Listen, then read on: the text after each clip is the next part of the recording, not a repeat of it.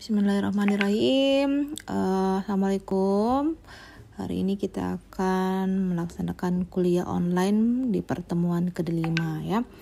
Materi hari ini yang Ibu akan sampaikan adalah sistem kompartemen yang akan nanti bisa dilanjutkan di pertemuan ke-6 dan 7. Dalam hal ini bagaimana hubungannya kompartemen dan peristiwa-peristiwa transport yang terjadi di dalam sel. Dalam hal ini istilahnya adalah transport intraseluler. Jadi pada hari ini kita akan membahas dulu bagaimana organel-organel yang berperan untuk transport protein dan molekul yang ada di dalam sel. Pada pertemuan sebelumnya kita sudah menegaskan bahwa perbedaan organel yang bermembran, kemudian organel yang tidak bermembran. Kenapa penting di sini organel bermembran? Karena artinya berhubungan dengan materi yang telah disampaikan oleh Bu Isna bahwa mekanisme transport keluar dan masuk antara metabolit atau senyawa yang keluar masuk antar sel tadi itu tidak sembarang mekanisme keluar masuknya. Jadi mereka akan melewati fungsi membran yang kita tahu bahwa membran itu sifatnya selective permeable, artinya tidak sembarang molekul tadi bisa melewatinya. Jadi tergantung dari berat ukuran dari molekul tersebut. Nah, kalau di pembahasan kita ke depan nanti, kita tidak akan lagi membahas apa itu transport pasif, kemudian difusi, osmosis, dan kemudian transport aktif. Di sini kita akan lebih fokus terhadap bagaimana mekanisme transport yang insya Allah kalian sudah pelajari sebelumnya, yaitu adalah transport aktif, dalam hal ini endositosis dan eksositosis.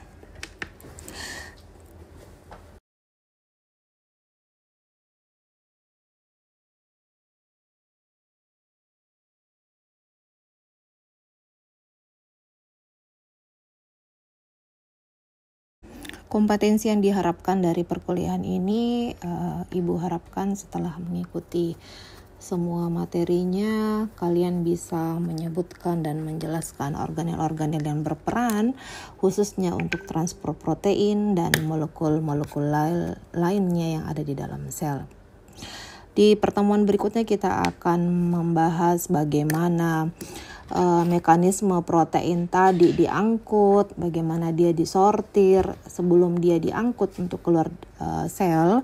Otomatis molekul tersebut atau senyawa-senyawa protein tadi harus melewati beberapa rangkaian organel yang termasuk ke dalam sistem endomembran sebelum kemudian dia diangkut oleh vesikular sekresi menuju keluar sel. Jadi kemudian mekanisme pengangkutan tadi pun akan bergantung pada satu hal, yaitu adanya sorting sinyal. Artinya ada sinyal-sinyal sequence yang ada pada urutan asam amino yang ada di senyawa yang akan diangkut tersebut, kemudian bisa tersampaikan ke tujuannya.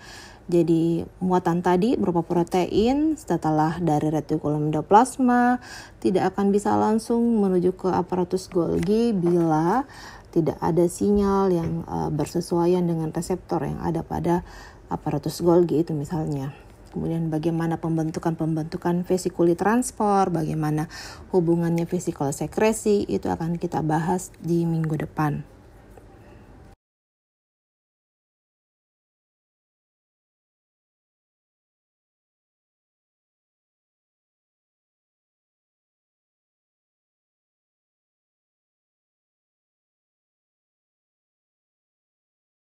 There are two mechanisms by which enveloped viruses enter host cells.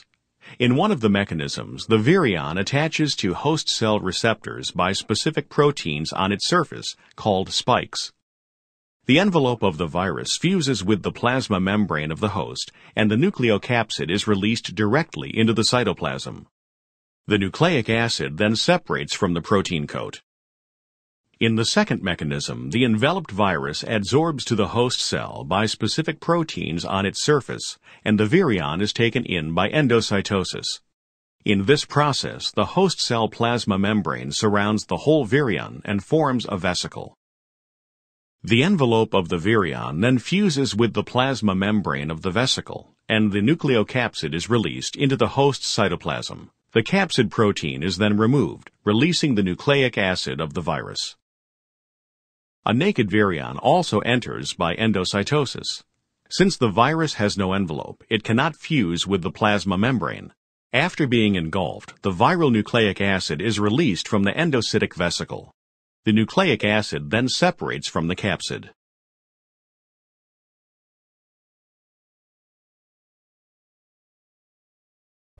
Ya, jadi ini sebenarnya video yang Ibu sisipkan cuma sebagai contoh dan penyegaran saja bagaimana materi yang kalian sudah terima sebelumnya, struktur dan fungsi membran sel. Dalam hal ini bagaimana fungsi membran sel yang akan berikatan atau berhubungan dengan reseptor pada misalnya saja yang di contoh virus tersebut adalah virus, ya. Kemudian bisa dilihat begitu setelah terjadi perlekatan antara reseptor fungsi reseptor pada virus dengan membran sel. Membran selnya, protein reseptor yang ada pada membran sel itu akan bekerja sama dengan komunikasinya dengan ada organel yang di dalam sel namanya endosom. Endosom ini nanti akan menerima partikel dari virus tersebut.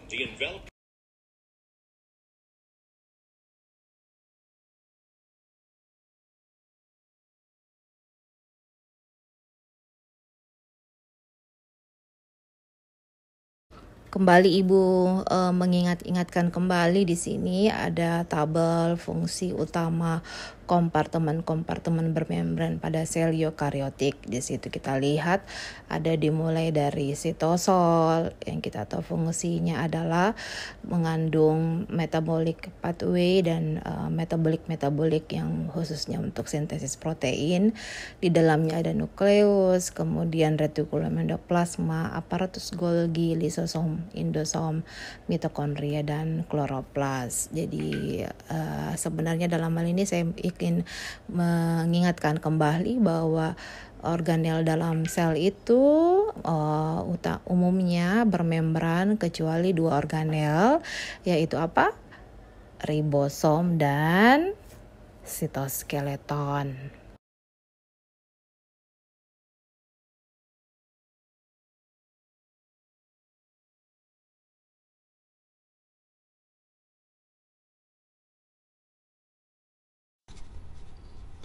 As mentioned in the previous lesson, the human cell is made up of smaller structures or compartments called organelles. So what are these smaller structures or compartments? Why do we need them?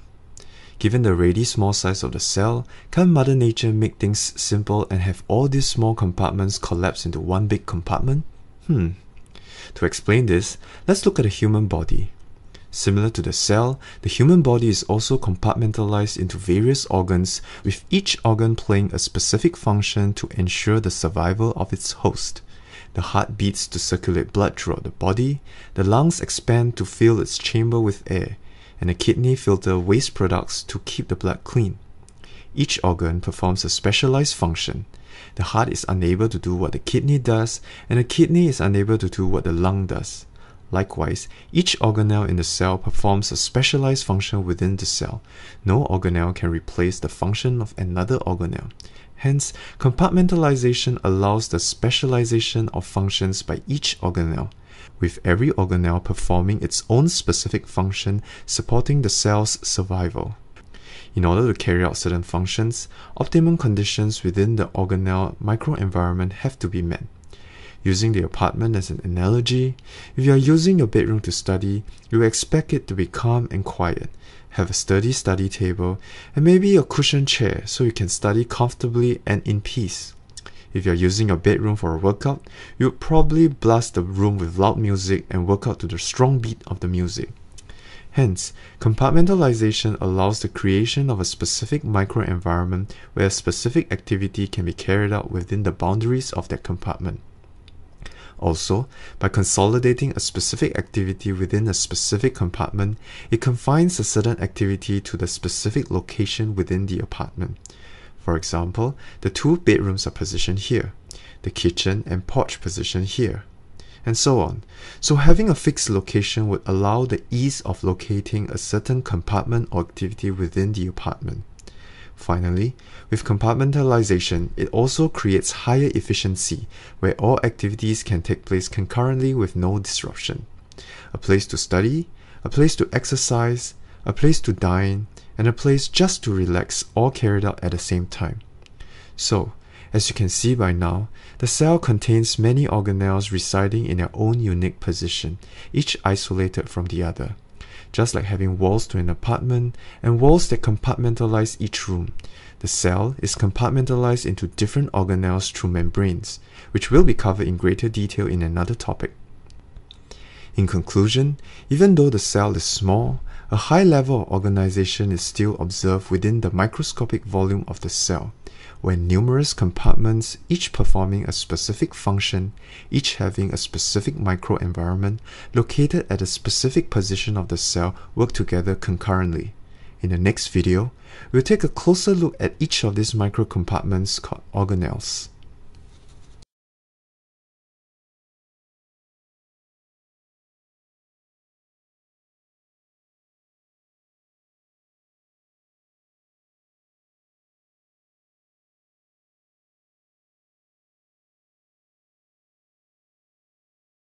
Nah, setelah kalian melihat video yang tadi, bagaimana sistem kompartemen itu, kompartemen sebenarnya dalam istilah kalau kalian mencari di kamus bahasa Inggris, Google Translate, kompartemen itu seperti ibaratnya box. Kalau di kamar kalian memiliki box untuk menyimpan benda-benda atau bisa jadi menjadi tempat pakaian. Ada beberapa tingkatan ya boxnya ya, itu namanya kompartemen. Jadi ada ruang-ruang. Jadi ibaratnya di sini kalau di dalam sel ada ruangan-ruangan yang namanya dalam hal ini kompartemen.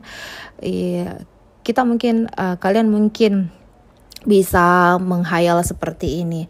Bagaimana mungkin di dalam sel itu pada saat yang bersamaan di dalam sel eukariotik secara spesifik terjadi bisa sampai ribuan reaksi kimia di dalamnya. Misalnya saja di sebelah sini ada reaksi pembuatan glukosa, sedangkan di reaksi lainnya terjadi pemecahan glukosa. Kalau misalnya tidak ada pengaturan di sini, bisa jadi materi-materinya tadi bisa tertukar ya kan. Nah, kemudian agar sel itu bisa beroperasi secara efektif, tentunya proses-proses intraseluler yang berbeda yang terjadi bersamaan itu harus dipisahkan. Siapa yang mempunyai tugas di sini? Yaitu adalah sistem kompartemen. Jadi kemudian sel itu sendiri sudah memiliki strateginya sendiri untuk yang bertugas untuk proses pemisahan dan organisasi reaksi kimia, misalnya organel ini ya. Kemudian strategi pertama yang dilakukan pastinya adalah memisahkan beberapa enzim yang berbeda yang dibutuhkan untuk mengkatalisis reaksi pembentukan kompleks protein, misalnya sintesis DNA dan RNA. Di strategi lainnya mungkin saja sel tersebut yang terlibat dalam sistem kompartemen ini dia akan menjaga dengan ketat proses-proses metabolisme yang ada di dalam kompartemen-kompartemen bermembran yang berbeda.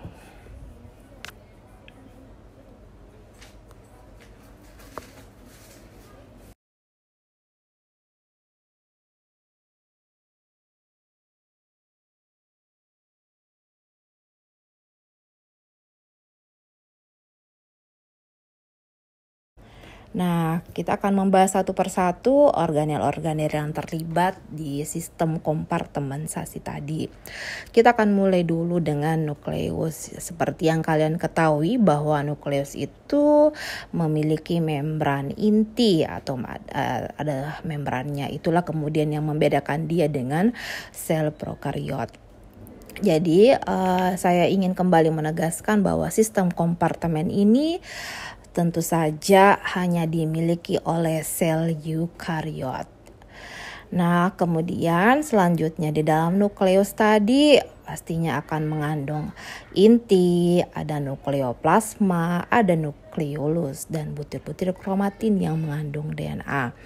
Fungsi-fungsinya kita sudah tahu. Yang pertama, selain sebagai pusat pengontrolan sel yang sifatnya dia otonom, tentu saja fungsi-fungsi di dalamnya banyak. Terjadi proses-proses yang kita kenal dalam hal ini proses transkripsi, bagaimana DNA tersebut disalin menjadi salinannya dalam bentuk mRNA, kemudian bagaimana DNA terus direplikasi untuk mendapatkan genom-genomnya, kemudian bagaimana sintesis ribosom dan RNA dan RNA splicingnya sebagai pusat komunikasi untuk saling bertukar informasi dengan sitosol.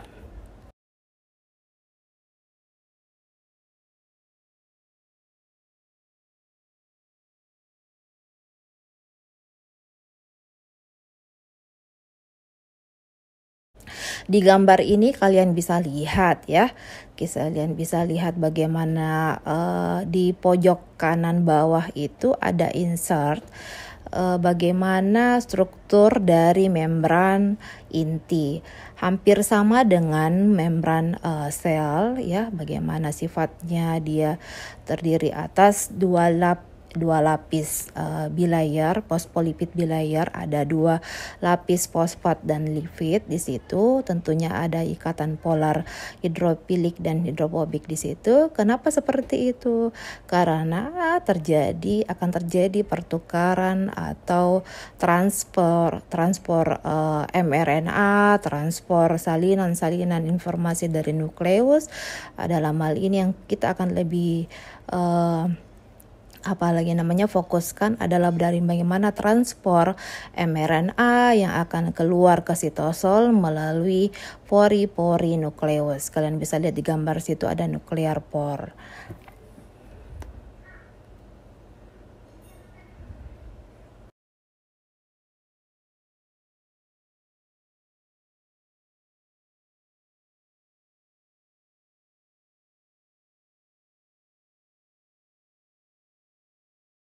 Nah, di pembahasan kali ini kalian lihat di slide yaitu ribosom, yang kita sudah tahu bersama bahwa ribosom itu merupakan organel yang tidak bermembran. Dalam hal ini dia memiliki susunan berupa RNA dan protein. Kita sudah tahu bersama bahwa fungsinya dia terlibat pada sintesis protein pada proses translasi. Kemudian dia melekat secara bebas ada pada dalam sitosol, dan kemudian ada yang terikat pada retikulum endoplasma kasar.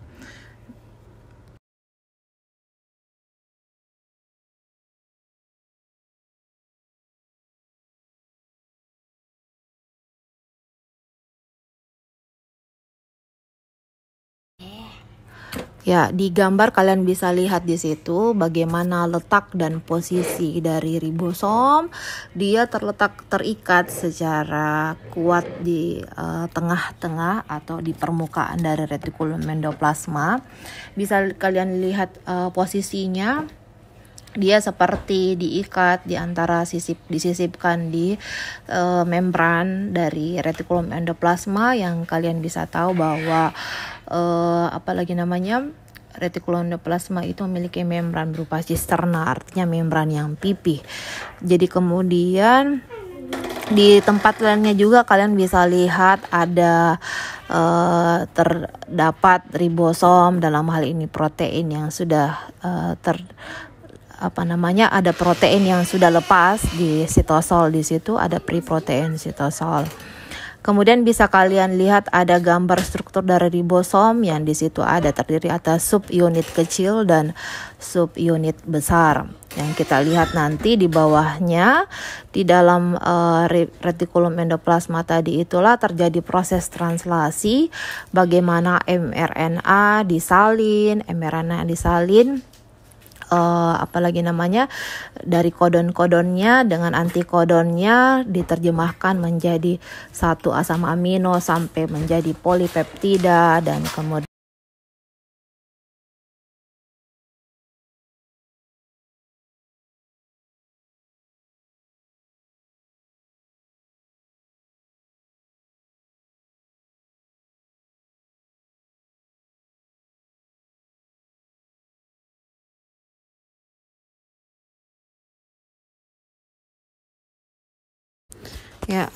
kali ini kita akan kembali membahas lagi retikulum endoplasma.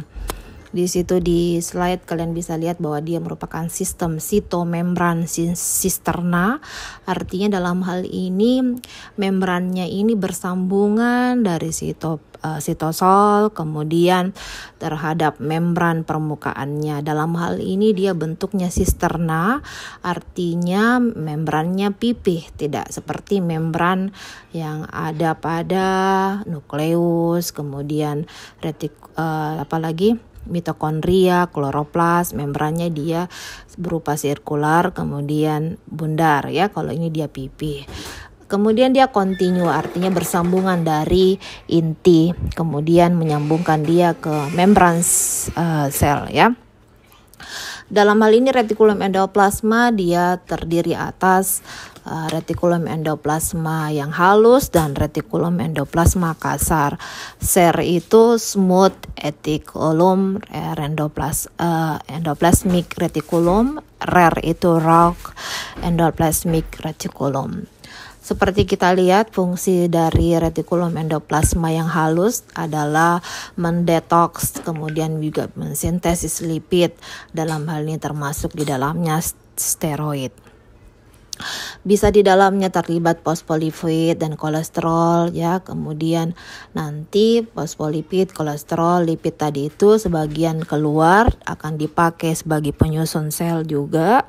Di pertemuan pertama kan kalian sudah tahu penyusun sel itu ada dari lipid, protein, dan karbohidrat. Jadi otomatis di dalam sel itu akan kontinu terus diadakan sintesis bahan-bahan penyusunnya. Nah, kita kembali ke fungsi dari retikulum endoplasma yang kasar ya, itu adalah sebagai sintesis protein.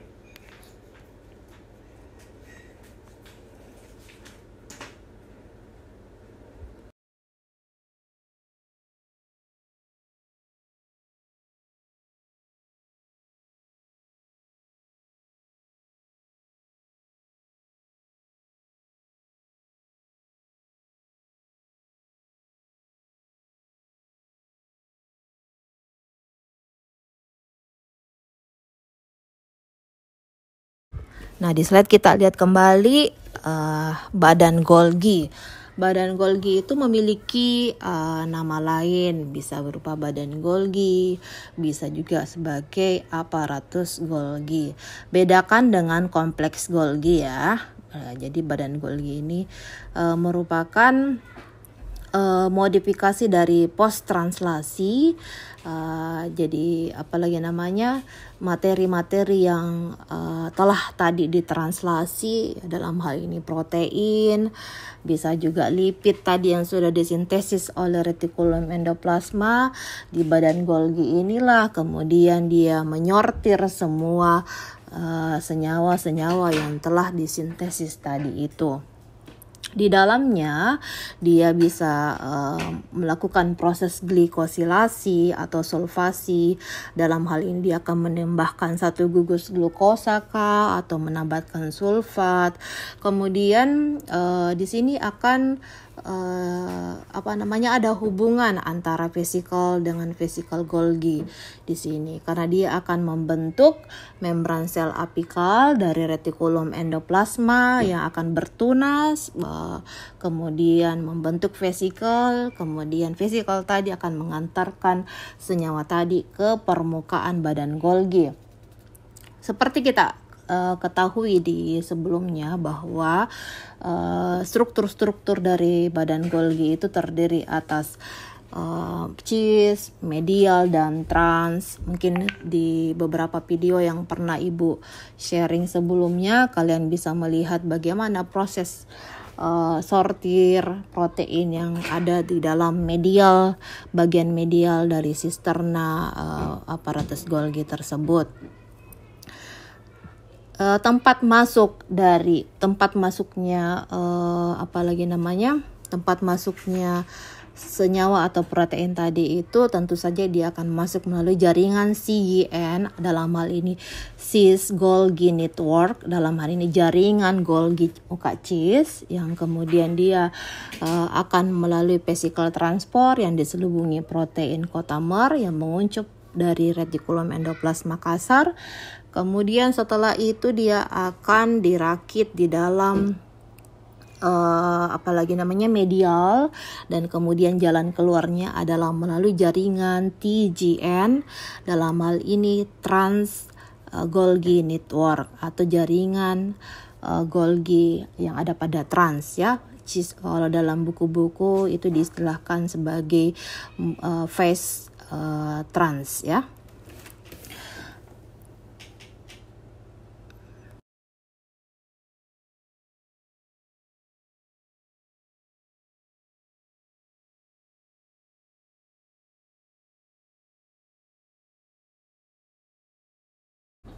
Ya, gambar ini berkaitan dengan audio sebelumnya. Bagaimana bisa kalian di situ melihat network atau jaringan yang ada pada sisterna Golgi ini. Jadi seperti di sebelumnya Ibu sampaikan bahwa ada bagian CGN, ada bagian TGN, dan bagian sisterna atau muka cis, medial, dan trans ya. Di dalam semua komponen pembagian-bagian daerah-daerah tadi itu tentu saja dia akan mengandung enzim-enzim yang terlibat pada fungsi Golgi yang spesifik ya.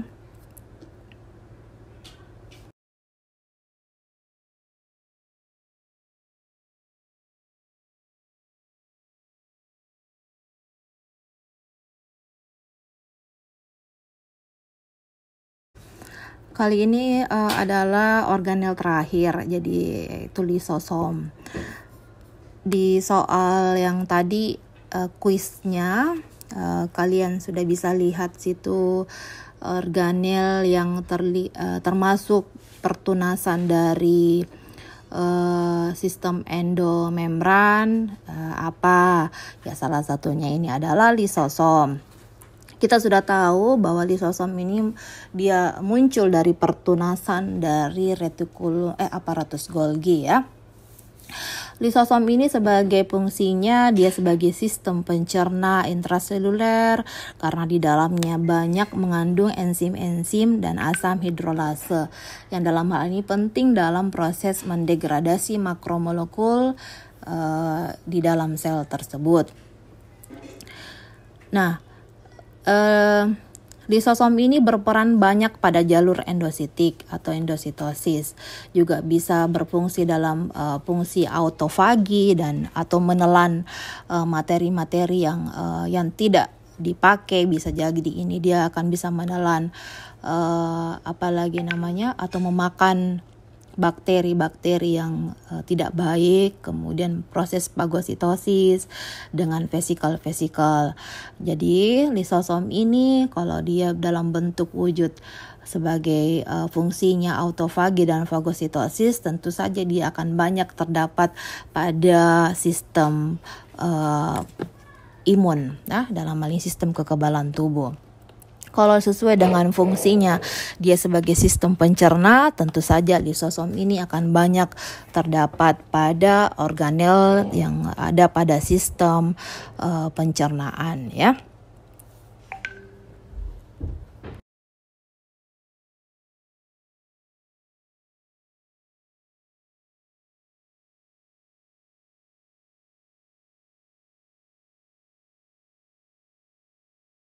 Kali ini adalah vesicle, secretory, dan vakuola.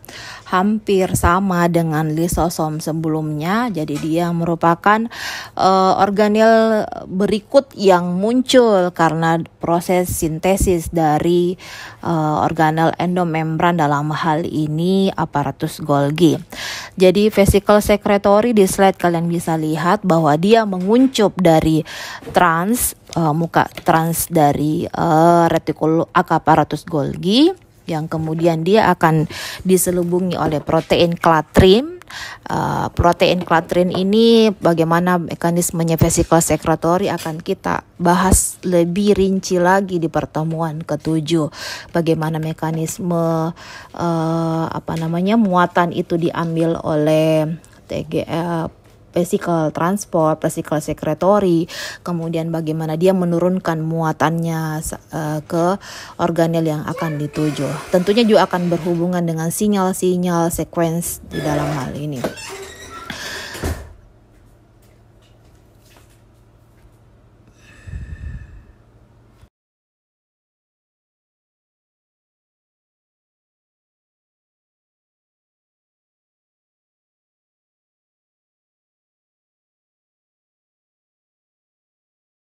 Nah, di slide kalian bisa lihat organel yang akan kita bahas selanjutnya adalah mitokondria. Di beberapa pertemuan sebelumnya kita mengingat kembali bahwa mitokondria itu adalah termasuk organel yang juga memiliki membrannya membran ganda. Di tugasnya Ibu pernah menyampaikan bahwa apa hubungannya membran ganda yang ada pada mitokondria dan kloroplas dengan sejarah evolusinya. Hampir mirip dengan proses tadi invaginasi atau pelipatan membran. Jadi ibaratnya membran luar yang ada pada mitokondria dan kloroplas tadi itu adalah membran dari sel eukariotik yang menelan, sedangkan membran dalamnya adalah membran asalnya dia. Ya, jadi ini saya lihat pembahasan kalian terhadap tugas ini masih ada 1-2 yang ada 1-2 yang benar ya. Kita tahu bahwa mitokondria itu fungsinya sebagai pusat atau tempat respirasi sel. Di situ kita bisa lihat dia menghasilkan ATP yang melalui transmembran. Kemudian dia memiliki 2 membran tadi ya. Kemudian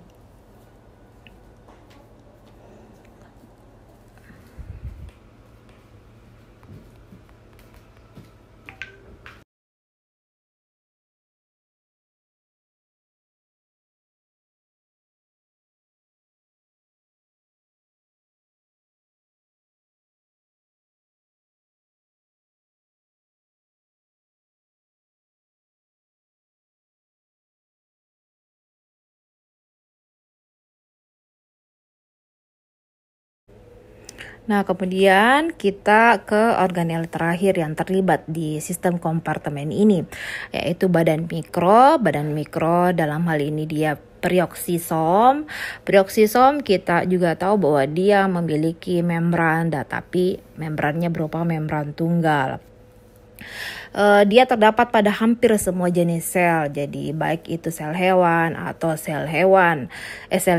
ataupun sel tumbuhan. Di dalamnya dia terdapat banyak enzim katalase dan oksidase. Ya, seperti kita tahu hasil reaksi oksidasi yang dihasilkan di situ dia akan menghasilkan hidrogen peroksida ya. Fungsi lainnya adalah sebagai penghasil energi, tapi energi yang dihasilkan di situ persennya jumlahnya kecil. Dia juga memecah asam lemak dan terlibat dalam sintesis metabolit seperti asam amino dan gula fosfat. Dia dibentuk juga dalam retikulum endoplasma kasar ya. Jadi dia sebenarnya organel ini ada terakhir terbentuk dalam sejarahnya karena membantu sel tersebut dalam limpahnya oksigen yang dihasilkan oleh karbon dioksida, oksigen yang dihasilkan oleh mitokondria ya. Jadi kemudian dia akan mensintesis tadi, membentuk dalam reaksi oksidasi. Kalau pada tumbuhan, perioksisom ini terdapat dalam bentuk glioksisom yang dia terdapat pada biji-bijian dan daun muda ya. Jadi dia berperan pada siklus glioksilat dan oksidasi beta dalam suplai karbohidrat dari lemak.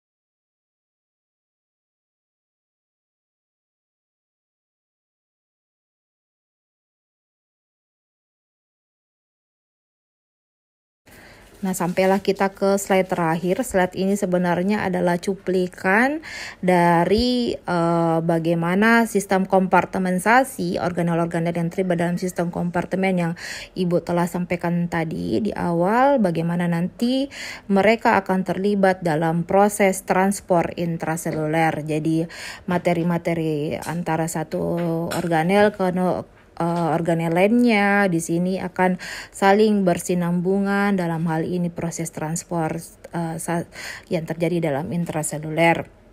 Di situ ada kode-kode, jadi kodenya seperti ya kode jalur kereta api ya. Jadi bisa kalian lihat di situ tanda merah berarti dia transportnya antar gate saja. Jadi berhenti di situ saja. Kemudian kalau yang berwarna biru, organel-organel terlibat di situ artinya dia melakukan transport transmembran. Kemudian yang berwarna hijau berarti dia terlibat dalam transport yang membutuhkan vesikel. Bagaimana mekanismenya? Tentu saja kita akan bahas lagi di minggu depan di pertemuan selanjutnya, yaitu di materi signal sequence pada transport protein dan kemudian transportasi sorting protein yang terjadi di dalam sel tadi. Terima kasih atas perhatiannya. Assalamualaikum warahmatullahi wabarakatuh.